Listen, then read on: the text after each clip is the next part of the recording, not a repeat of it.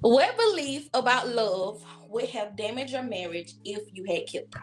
That's a good question.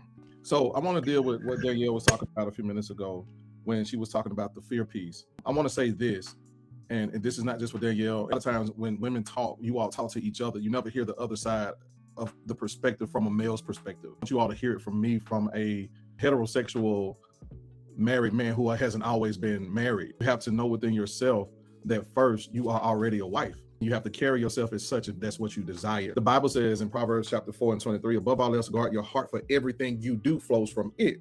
The Bible also says in Proverbs 18, I think it's 31, I can remember, that death or life lies in the power of the tongue. So what you speak is what you invite into your life.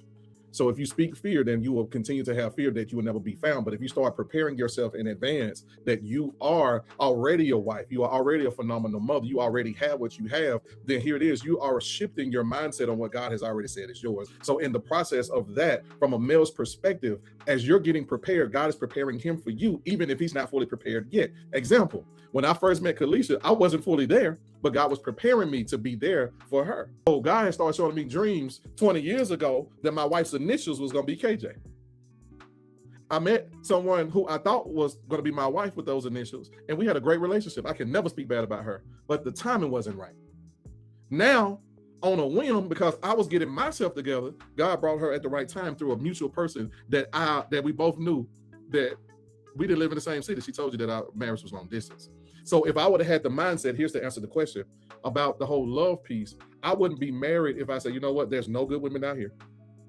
I done tried out and dated, and truth be told, everybody I've dated were good women, no cap. I've always dated great women. And I told my wife that, I said, man, I can't think of one woman that wasn't good.